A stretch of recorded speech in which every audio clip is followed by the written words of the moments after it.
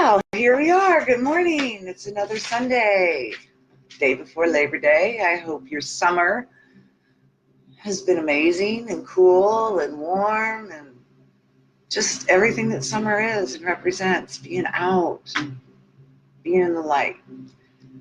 And we're moving into that next time of year. I can feel autumn approaching here in Dayton, Ohio. Forgive me, my breathing's off today. Allergies, there's things kicking up that, each season has its own little blooming of something. And I feel it. But we're just, the days are warm and the early mornings and the nights are cooling down. And it's just a wonderful time of year. And I've always loved this time of year, and I hope you're enjoying it as well. All right. So let's all get comfortable.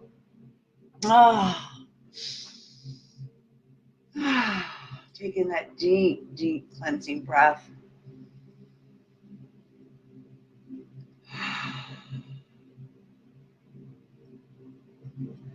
Our invocation is going to be a little bit different today. We are going to do something that is called the Charge of the Goddess. So I'm going to read it to you, okay? So close your eyes and just allow these words to penetrate, okay? Charge of the Goddess. Hear ye the words of the star goddess, she in the dust of whose feet are the hosts of heaven, and whose body encircles the universe. I, who am the beauty of the green earth, the white moon among the stars, and the mystery of the waters, call unto thy soul, arise and come unto me. I am the soul of nature who gives life to the universe. From me all things proceed, and unto me all things must return. Before my face, beloved of gods and of men, let thine innermost divine self be enfolded in the rapture of the infinite. Let my worship be within the heart that rejoices, for behold, all acts of love and pleasure are my rituals. Therefore, let there be beauty and strength, power and compassion, honor and humility, mirth and reverence within you. To thou who thinkest to seek me, know that thy seeking and thy yearning shall avail thee, not unless thou knowest the mystery. If that which thou seekest thou findest not within thee, thou wilt never find it without. For behold, I have been with thee from the beginning, and I am that which is attained at the end of desire. I like that. Pardon my stumbling over some of the words there. But I really, really like that. It's basically once more saying, if we look out into nature, into natural laws, what nature mirrors back to us, then we must go within, because everything that is without is already established from the beginning within us. And that's what we do here at All Spiritual Life Center, is we talk about philosophies and other religions and spiritual traditions, that each and every one of them has us going within to find. So there's some absolute truth in all of these practices across the board, because maybe the exclusion or one or two, but most, if not all, has us seeking within and using nature as our visual expression and as a mirror of what the laws are, how to live in harmony with.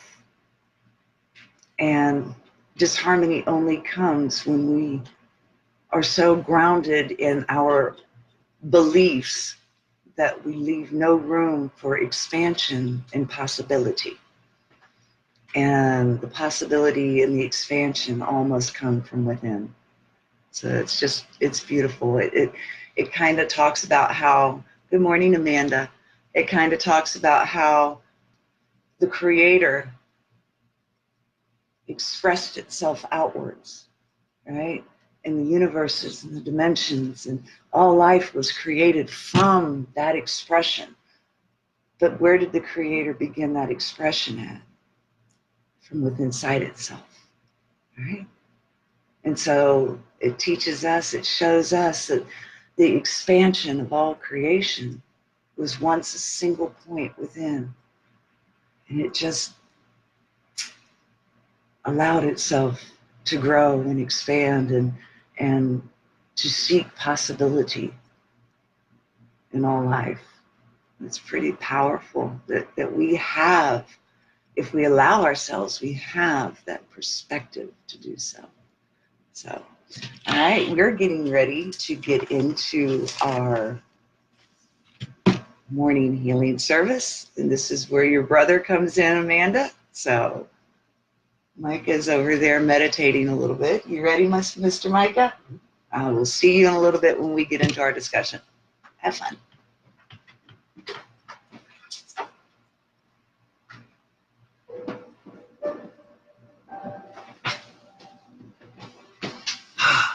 Good morning, friends.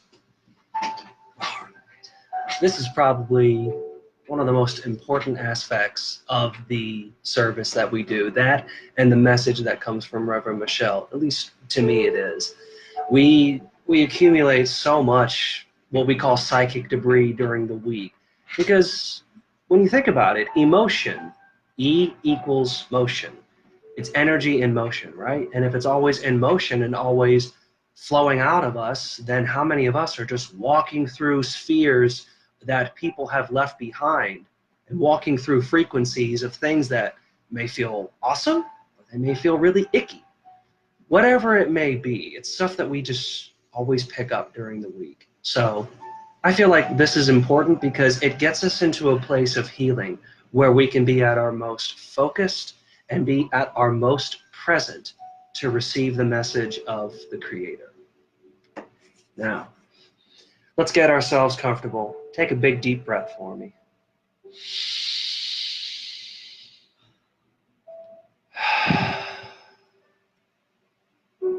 Feel it cleanse you inside and out. Take one more deep breath.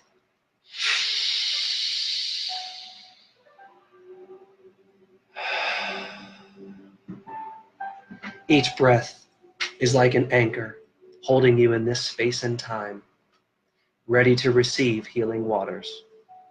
One more deep breath.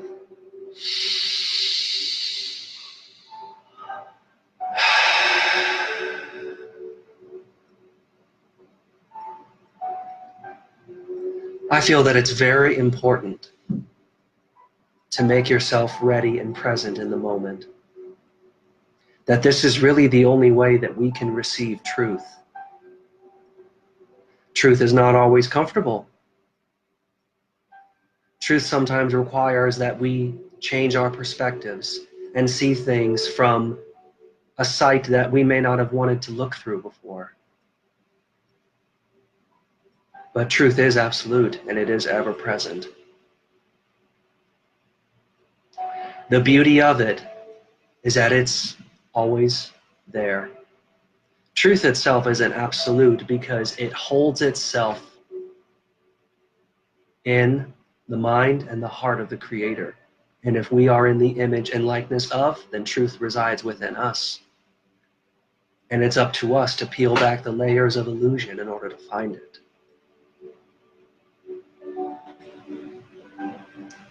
Feel that spark in your chest, within your heart chakra. The certainty of why you are here. The purpose for your existence. That everlasting, immortal, and undying presence. Not just a concept, not just an idea, but truth itself. This is the seat of healing power, the seat of healing force. When we try to heal ourselves with illusions or just things that feel good, it's no more than a Band-Aid, covering up a wound that can't fully heal on its own without that essential spark. Lies, falsehoods, regrets, these are all wounds that we carry with us. And truth is the only salve that will bring us into cohesion. Let that spark residing within you flow throughout your entire body. See it running through your veins like waters in a creek. See it massaging your muscles, igniting all the neurons in your mind and in your brain.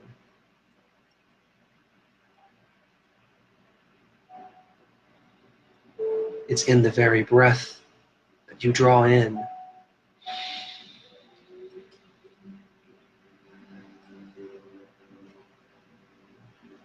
Let truth be the force that we all live for.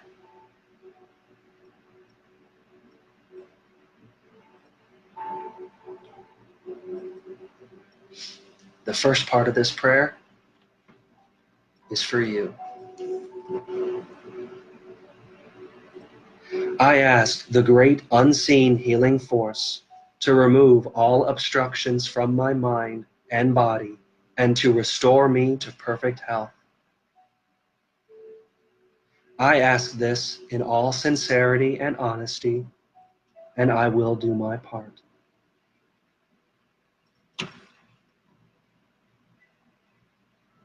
As you said the words, whether out loud or to yourself, the healing force moved through you. Truth became more part of your being, more part of your awareness. And in this conscious space that you have created, you have allowed more room for truth to emerge.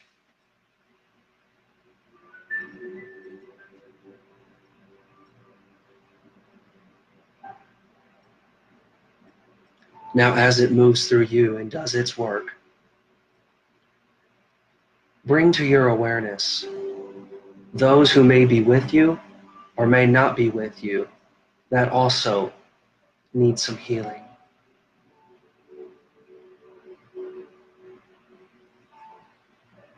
The wounds that we often find on ourselves are the same wounds that we share with others. And if you can heal these wounds for yourself, then the same healing force can do so for them. Pray that this comes to mind for them as you say their name now. All of the mother and father's children.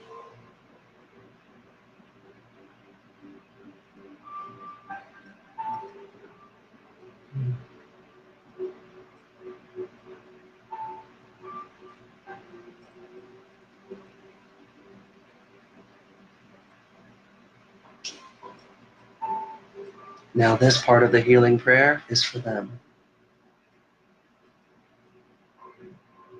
I ask this great unseen healing force to help both present and absent ones who are in need of help and to restore them to perfect health. I put my trust in the love and power of infinite intelligence.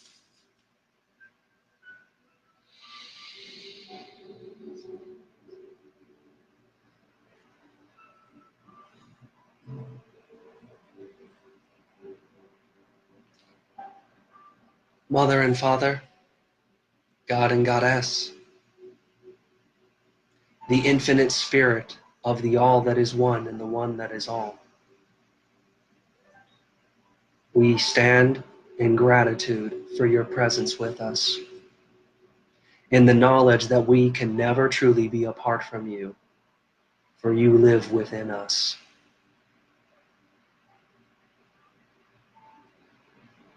Our hope and desire in gathering here is to draw closer, going inward deeper than we ever have before. That this healing force will be present with us always in our awareness and in our consciousness. That we may always seek truth, not to feel good, not to feel comfortable, but to truly know ourselves and to know you, therefore.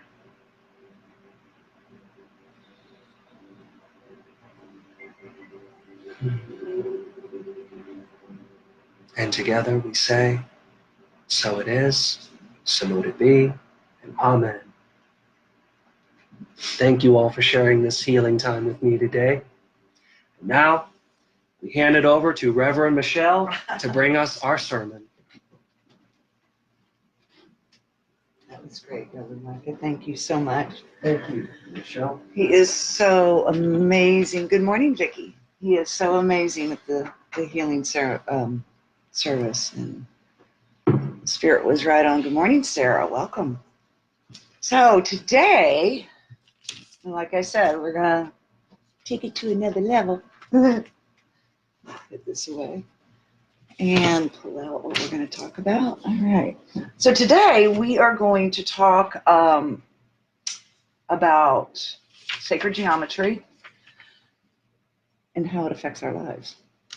And most of us don't even think on a daily basis of how sacred geometry has an impact and an influence on our daily lives, how we raise our children, our social environments. We don't think about it because so much of this information at one point in time was occulted. It was kept out of the public realm unless you happen to go into the sciences.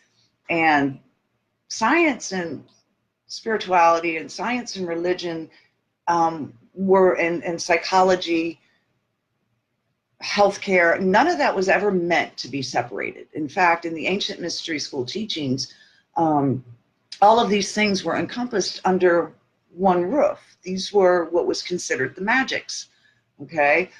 Pardon me. And when we begin to understand the magics, then what happens is we start seeing that deeper esoteric meaning to life and the influences that come with it. And when we begin to understand natural laws, because sacred geometry and the Platonic Solids is natural law, it's there, okay, and it affects us. But until we understand how it affects us and understand where it's at, then we kind of go in ignorance. You know, it's not a topic we discuss every day. Like I said, unless you're in physics or a physicist or in some sort of science, it's not a topic that everyday people talk about, and we don't talk about it in our services. Most places don't talk about it. We do here, but most places don't talk about it. They don't bring these things together. And I feel, and we feel here at All Spiritual Life Center, that these are important because this helps you deepen understanding knowing thyself. Okay, knowing yourself isn't just, looking in a mirror. Knowing yourself isn't just doing the shadow work to understand what the subconscious self is saying. It goes even deeper than that. It gets right into the body structure. It gets right into the cells. So it's on many levels that we seek to know ourselves. And like I said, in the ancient mystery schools, all of these levels were encompassed into a teaching. And over time, they've been fragmented and separated, which to me demonstrates more of why we feel so separated today, because our psyche has been split. We go one place for one type of healing. We go to a physical doctor, we go to a psychiatrist or a psychologist, we go to science for this, we go to a church for that, and they were never meant to be taken away from each other. We were meant to be treated as a whole being, because that's what we are. We are whole. And until we start retrieving some of these fragmented parts of ourselves, then we can't truly know thyself. And so that's what we're going to talk about today. We're going to bring a little of the sciences into it, but we're going to tie it into how it affects us in our everyday life. So it's not so abstract. It's not so just mathematical and difficult to understand. So today, real quick, we're going to discuss about Platonic solids. And we got a definition of Platonic solids here that I'm going to read from. So first of all, Platonic solid. Any of the 5 geometric solids whose faces are all identical, regular polygons meeting at the same 3-dimensional angles, also known as 5 regular polyhedras. They consist of a tetrahedron or pyramid, cube, octagon, dodecahedron, and icosahedron. So real quick, I'm going to show you a visual of what they're talking about. Okay. So the triangle is the tetrahedron. The square is the hexahedron. This one here is the octahedron, the dodecahedron, and the isoconahedron. And I'm probably pronouncing that wrong, but my husband is the pronunciation around here. So, but this right here, these right here are the building blocks of all life. These right here are the building blocks of all life, okay? And I had a very dear friend, her name is Tracy Anderson, who is a member of our All Spiritual Life Center. And a couple of Christmases ago, she actually gave me crystals that represented the Platonic solids. And I just wanted to share them here and how beautiful they are. And the facets. Let's see. Let's see them. How they're cut so beautifully. And at the time she gave them to me, I knew what Platonic solids were. And I brought the sphere because I believe the sphere is very important. I knew what they were, but until this past 2 years of study, she gave them to me 2 years ago, that's right. Until these past 2 years of studying and where my research and my studies have taken me, I didn't understand how they affected everyday life. That wasn't in my sphere of understanding at the time. I knew what they were. I knew they were considered the building blocks of life. I didn't quite know at the time what I have come to understand a little bit more today. So this is going to take us in, because the Platonic solids are of sacred geometry. And the rest of that is, Plato assigned the tetrahedron with its sharp points and edges to the element of fire. The cube with its 4 square regularity to earth, and the other solids concocted from triangles, the octahedron and the icosahedron, to air and water, respectively. The one remaining regular polyhedron, the dodecahedron, I had a tooth removed, so my speech is a little messed up, so please forgive me, with the 12 pentagonal faces, Plato assigned to the heavens with its 12 constellations. It's kind of neat, huh? Which one was that again? The dodecahedron. So that would be that one. Okay, that would be that one right there. So I just thought that was very interesting. And now, like I was saying, this takes us to sacred geometry. So the definition for sacred geometry is the term sacred geometry describes the geometrical laws which create everything in existence. It unites the mind and the heart, spirit and matter, science and spirituality. Everything in nature is made up of patterns, structures, and design from the smallest atom to the infinite universe. Each of nature's creations reveal to us the nature of that object and its own energetic vibration. Thus, every creation has a unique vibratory frequency. The interaction of all the vibratory frequencies found in creation show us the intrinsic unity of the part to the whole. So again, these little sacred geometries right here, those little crystals that I showed you, okay, is in everything. Absolutely everything, including you.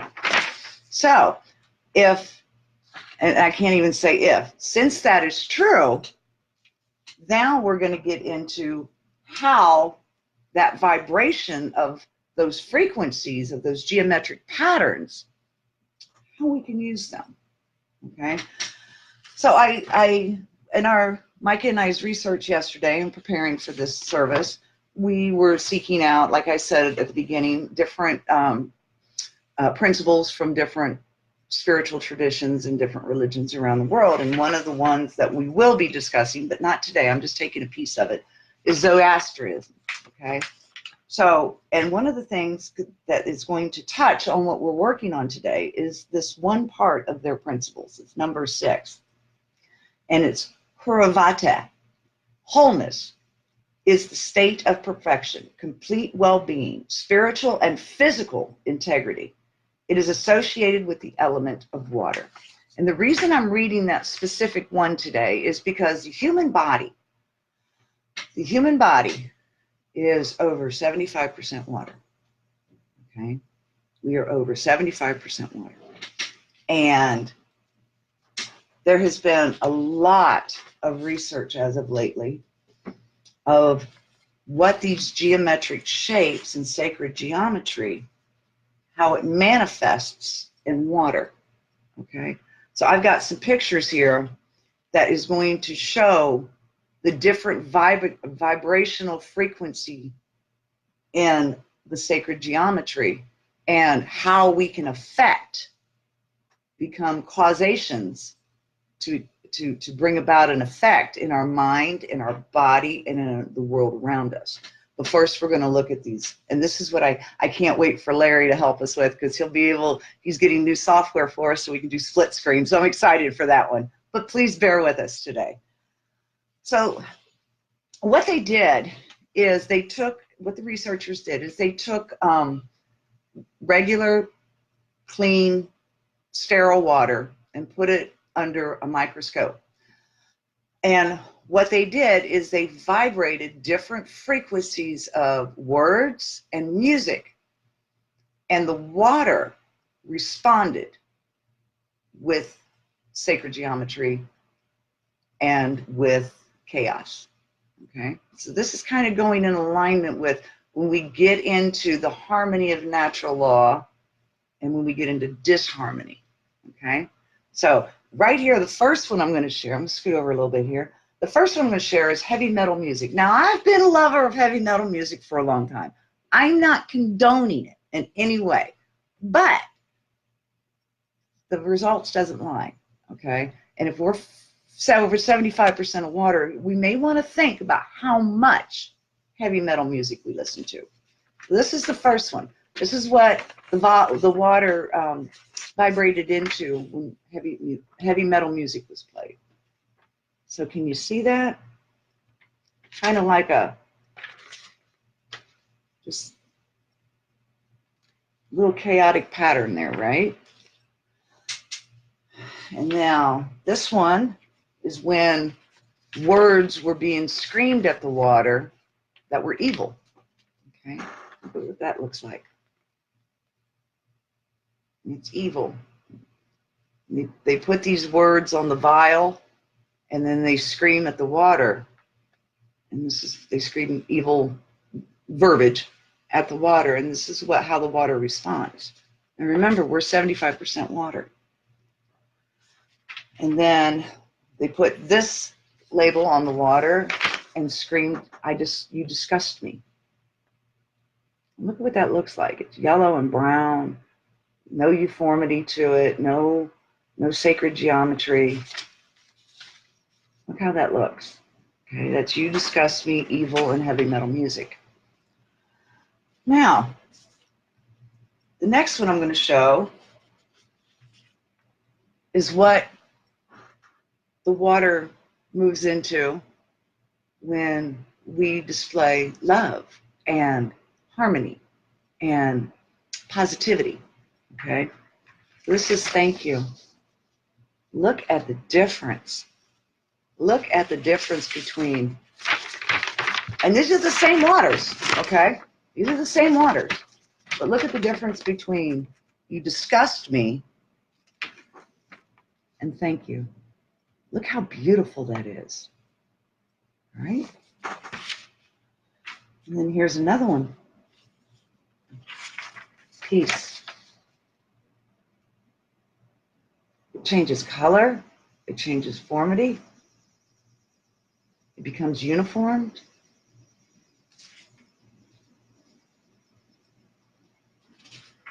Gratitude. Love and gratitude. Oh, how beautiful is that?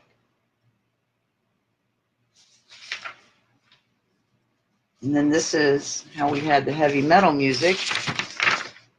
That's the heavy metal. Okay. And then this one is a symphony of Mozart.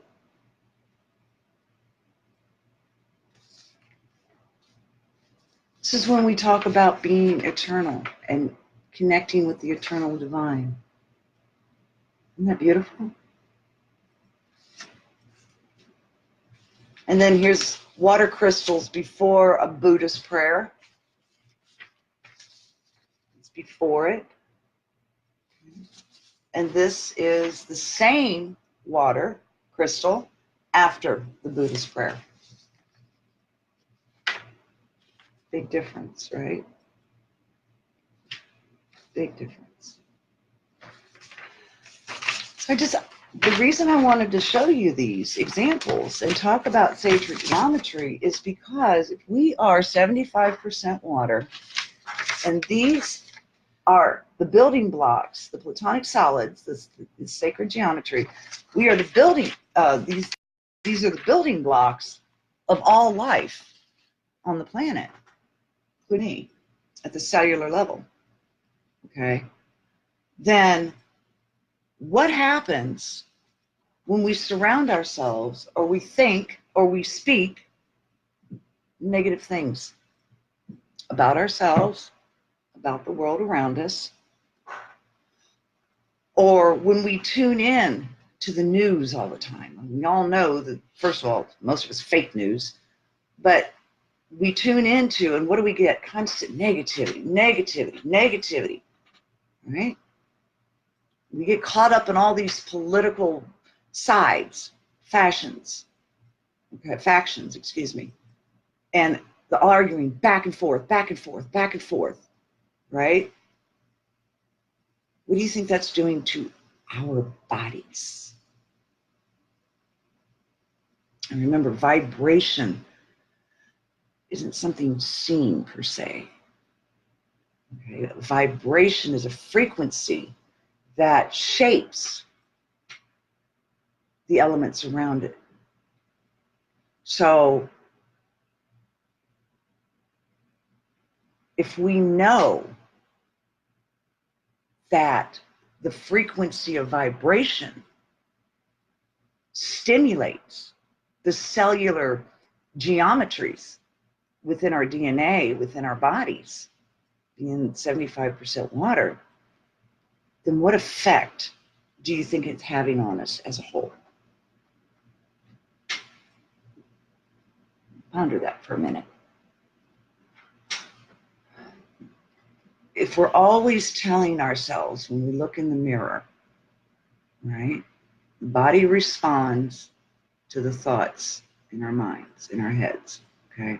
And if we're always telling ourselves, you're not good enough, or you look in the mirror and all you want to do is point out all your little flaws and all your little hairs that are growing where they're not supposed to be growing, and wait till you get to menopause, you'll understand that one if you're a woman.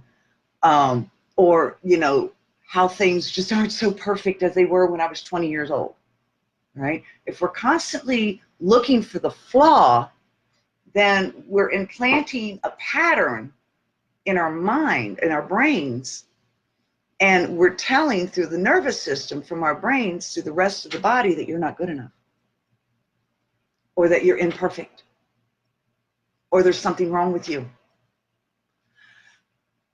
So we have our own thoughts that we're doing this with, and then we go and we watch the news and all of that vibrational frequency of evil and negativity and murder and justifications and you know, all of those things are being blown at us through the TV. And if you don't think that vibration, just because you don't see it, doesn't affect you, I'm sorry, I don't like to tell people they're wrong, but they're wrong. Okay, this is one instance where, yes, you're wrong. They do affect you. What we take in, our stimuli, affects the body unit. What we think about ourselves consistently affects the body unit. Well, we're going to do a little exercise, okay? No cheating. Everybody's got to do this. And I want a little comment over here afterwards, okay? So I want everybody to close your eyes. Close them, close them, close them, close them. Breathe. And I'm going to take you on a little journey. It's not long, but I want to show you how the body responds to the thoughts, okay? So let's take a couple of deep breaths and get ourselves centered for a moment and allow ourselves to get into our mind's eye. I want you to visualize a beautiful summer day, okay? The sun is shining, it's not too hot, the perfect breeze is moving through the air, okay? And you are walking through a beautiful wheat field, okay? And the wheat's up to the fingertips. You got your hands out and you're feeling the wheat cross your fingertips. And you breathe in the clean, beautiful, clear air. And as you're walking through this wheat field, it opens up to tall grasses, beautiful greens. The grass has gone to seed, so they almost looks like the wheat that we just came out of. It's soft. You can smell it. It's beautiful. And as we look up, we notice this small hill with a single tree upon it. And you start walking towards the tree. And as you get up to the hill, you see that it is a beautiful, ripe, ready to pick lemon tree. The lemons are such a beautiful yellow, like the sun, glistening. And you come up to right underneath the tree and you lift your arm up. Allow yourself to be here. And you grab one of the lemons. You bring it to your nose and you smell it. And you can smell the citrus. And you take your thumbs and you pop the skin and you open it up. And the juices fly. And you bring it to your mouth and you take a bite of that lemon. Did everybody bite the lemon? Did your mouth fill up with water?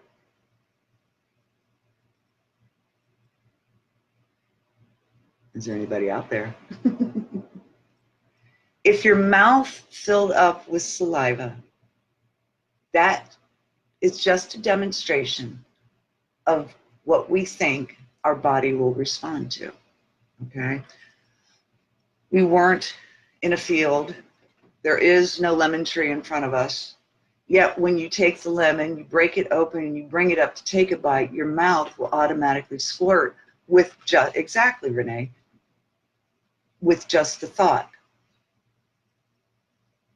Okay? With just the thought of biting into that lemon.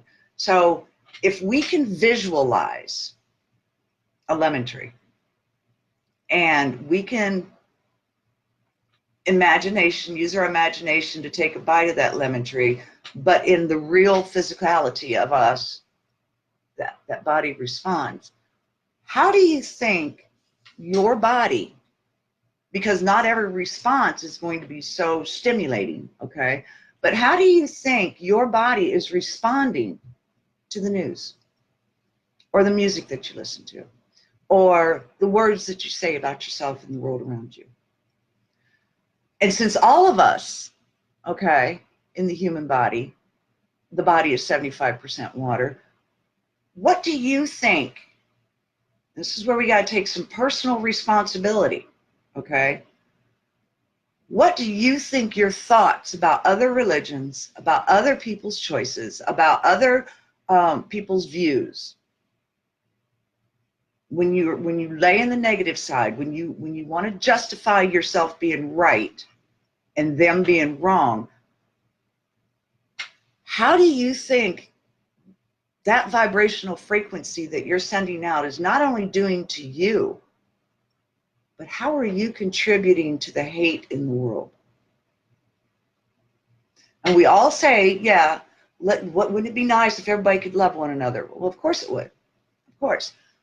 But how many of us love at that unconditional level? We get all these different talks about Muslims and Iraq, and I'm not, there's bad people everywhere. It's not just one race, it's not just one gender, it's not just one culture. There's factions in all of them. So instead of allowing ourselves to be bombarded with the evils of the few, and I know that few can be dominating, I get that. Why don't we focus and start growing and allowing ourselves to study other religions and other spiritual traditions so that we can better unite one another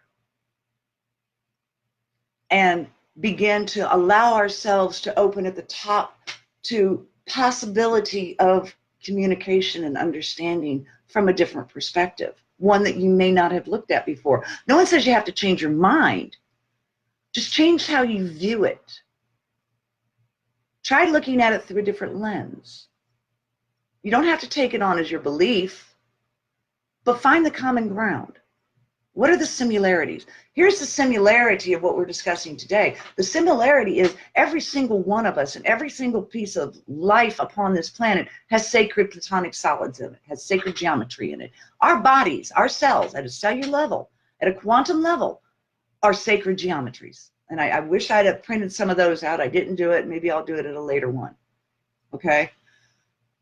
But if we're water and we've seen what certain types of music and certain types of words can do to water just by saying it, then what are we walking through each and every day? And then what are we doing to ourselves? And then what are we doing to our environment? If we are the caretakers, if we are the stewards, and every spiritual tradition says this, if we are the stewards of Mother Earth, then what are we vibrating into its atmosphere? What are we saying about ourselves in our own universe? Are we allowing this universe to expand as the universe that, as we were discussing earlier, is constantly expanding? Or are we holding ourselves in constriction? Are we holding ourselves in a pattern that isn't serving the greater good? The Creator we talk about is within us and is within all things. These Platonic solids is in all things. Maybe if we allow ourselves to bring spirituality and science together once again, the way it was meant to be, then maybe we really can put our eyes on the Creator in all of its facets, in its different forms. Because these are in all creation. And those were created by the Creator.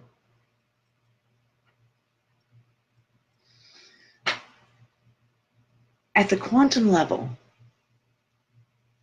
there is a uniform frequency of life. And as we've seen, life is affected by frequency. Because the only way the water could form those patterns, when just a word is taped on it and spoken to it, can form those patterns, then it must be alive. At some level, within some dimension, it must be alive because it is responding. Therefore, there's an intelligence to all life. And that's what we mean, infinite intelligence. So, one of the classes we teach here at All Spiritual Life Center, and one of the practices, and a few of you have been through this course, is I have you every day look in the mirror. And instead of finding what's wrong with you, I have you look into your eyes and say, I love you. To begin connecting not just to the spiritual being that you are. Yes, that is a big part of it. But to allow yourself to see how the Creator has uniquely created you and see the perfection that is in you. That if I didn't have this line, I may look too much like someone else. So that's my beauty in my imperfection that is perfect. And this also stimulates us to, what are we saying to our children? When we get angry, or when we begin raising them in such rigid views of how to look upon the world around us and other races and other traditions and spiritual philosophies, how are we rigidly stifling our kids when we don't allow them or demonstrate for them that it's okay to grow out of the box and into the expansion that is that which is what we call God? To grow into the understanding of how your mind has two sides in duality, and that to harmonize those two sides, you must begin thinking from both sides and allow both sides to bring it in harmony, in coherence in the body, in the mind, in the spirit, in our world. If we can stop looking at the differences in ourselves and always pointing out, I'm not saying we don't delve into our shadow self and we don't uncover, our ignorance, that we don't uncover and look at our mistakes and begin the redemption on the mistake. Redemption only means that, wow, I see where I've made a mistake and now I'm going to do something different. Okay, that's what repent means. Okay, repent just means I acknowledge a mistake and now I'm not going to repeat it. I'm going to do my best not to repeat it. But we're repeating these things every day in a pattern on how we talk to ourselves, what we say about our world. And these vibrational frequencies obviously have an effect on the whole, because we're all human beings. Animals are made of almost as much water as we are. What are we doing to the animal life? In that, when Master Teacher Jesus talks about turn the stone, you will find me. In the wood, I am there. Maybe, just maybe, just maybe, this is what he was talking about. Because these things are in them as well. We have to take responsibility for not just our actions, but we begin taking personal responsibility for the world we live in. And the only way we can begin taking that personal responsibility is starting within ourselves and how we treat ourselves. A lot of us complain that we don't like how people treat us. We teach people how to treat us. by the way we treat ourselves. So if I have thoughts that I'm not worthy, or if I hold on to old beliefs that I'm nothing more than a worthless sinner born of original sin, and I am nothing until I fall to my knees and grovel, then that's what I become. That's what I become. But if I can take personal responsibility in seeking that which is inside thyself, seeking that which we call God within, that is within, and begin to understanding natural law, which is spiritual laws, and bring in harmony and live in that type of harmony, lack of a better word, then my life is going to change. The world I live in is going to change. My environment is going to change. And I am creating from that God spark within me because I am in harmony with the laws. And I am in the frequency and the vibration that lifts me to a higher place of understanding and wisdom.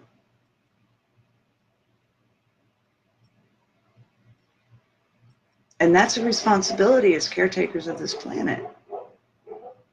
We're here to take care of our brother. I am my brother's keeper.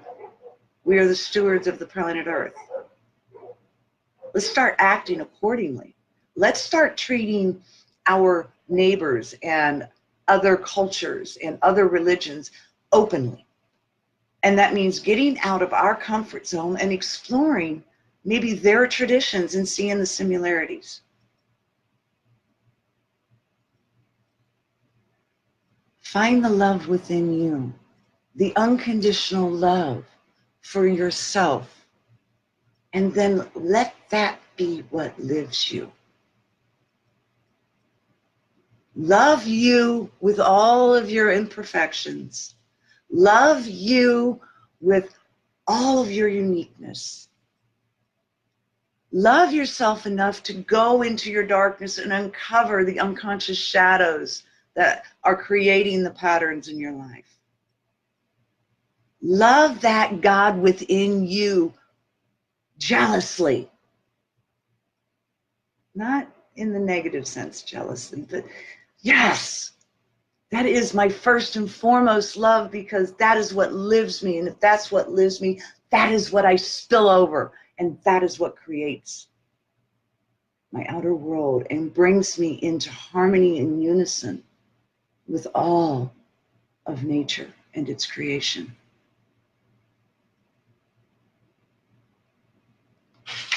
Know the sacred geometry, okay? And remind yourself that you are water. And you can look like that inside, or you can look like that. You have the power to create. What will you become? What do you want to become? What we think is what you become. What a man thinketh in his heart, so he is. And most of us have a difficult time thinking from the heart because most of us are in our mind and our brains all the time, in our heads. And the key is uniting the heart and the mind so that you can trust your gut. And we'll get into that in another discussion. That's called lining up heart, mind, and gut. Getting into the intuitive process. And that's something we will be discussing as well. I hope this brought some quantum physics into the being that is you. I hope this helps break down, maybe get you even questioning and doing some research on your own. Don't take my word for anything, please. Go, go, go. Seek and ye shall find. I do my research and I continue allowing myself growing. And I don't know anything, but I am becoming what I was meant to become. And that that is seeking to know thyself. And you're worth all of that because you're here. So let's start creating a better frequency within our mind, within our body, within our hearts. Because the body will begin to respond, as we saw with the lemon test. And when we start feeling better about ourselves, our perspective changes about the world around us. And that vibration starts shifting and changing the world as we see it. First in our immediate environment. And the more of us that begin this type of seeking and understanding, we begin to help shift the human consciousness in this time period of the Grand Awakening. I hope you have an enlightening, amazing week. Reverend Micah is going to come to you now with, what do we call those things? Announcements. Oh yeah, announcements. I had to come back here for a minute with the announcements and talk a little bit about that YouTube channel and some of the events coming up. We are also, one of the things we're going to start, and I don't know if this is part of your announcements, we didn't discuss it, but I'm going to go ahead and throw it out here real quick. We're going to do a weekly, during the week, about probably Wednesday, we're going to be uploading, recording a video, a midweek video, and we'll be on a different topic, or if it happens to be a topic, maybe like something that we can't finish in a service, then we'll continue the conversation, and I'll let you know if we're going to continue that particular conversation on the midweek video. But we are going to start. And I'm going to turn it over to Reverend Micah. I love each and every one of you. I do. And I have come to a point in my life where I have learned to truly love myself and begin to truly pay attention to what I think about me. Because I'm worthy, and so are you. And together we can create heaven on earth, but it starts with you. All right? Bright blessings. I'll see you at the end.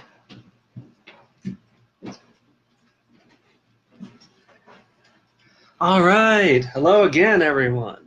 So as part of our first official round of announcements, you heard we're going to be doing a new weekly series to upload on Wednesdays with lovely Reverend Michelle. And Reverend Micah. And Reverend Micah.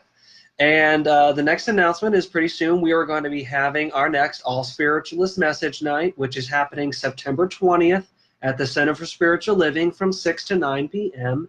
Make sure you reserve your spot in the Facebook invite and look for our flyers around the Kettering area as well. Let's see.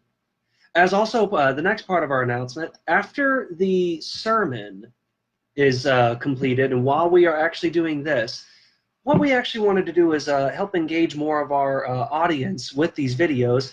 Tell us a topic that is near and dear to you that you would like to hear about in a future sermon.